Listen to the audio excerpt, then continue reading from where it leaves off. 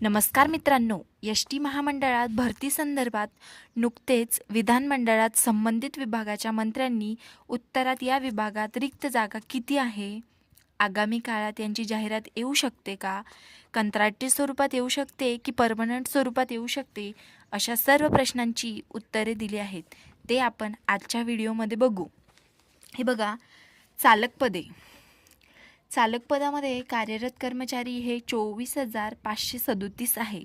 तर त्यांना रिक्त पदे बघा 7,116 एवढी रिक्त पदे आहेत. त्यानंतर वाहक पदे कार्यरत कर्मचारी 29,477, तर रिक्त पदे हे 4,968 इतके आहे.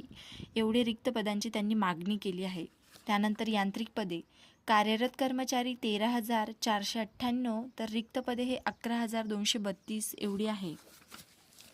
त्यानंतर सुरक्षितेचा प्रश्न, चालक आणि वाहकांसाठी अत्यंत महत्त्वाची जबाबदारीची पदे कंत्राटी तत्वावर कशी असू शकतात. कमी वेतन कंत्राटी चालकांना मिळणाऱ्या कमी वेतनामुळे यांच्याकडून सेवाप्रती आवश्यक असणारी बांधिलकी कशी राहील.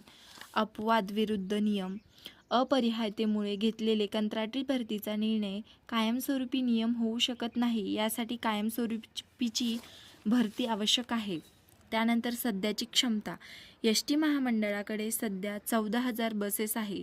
नवीन गाड्यांची भर शासनाने दरवर्षी 5,000 बसेस ताफ्यात समाविष्ट करण्याचे उद्दिष्ट ठेवले आहेत. त्यानंतर बघा, वितरण सुरू 8,000 बसेसची निविदा प्रक्रिया पूर्ण झाली असून त्यापैकी 3,000 बसेसची एस.टी वितरण सुरू झाले आहेत. मनुष्यबळाची गरज वाढत्या गाड्यांच्या संख्येमुळे आणि जुने कर्मचारी अपुरे पडत असल्यामुळे कायमस्वरूपी कर्मचाऱ्यांची मोठी गरज आहे.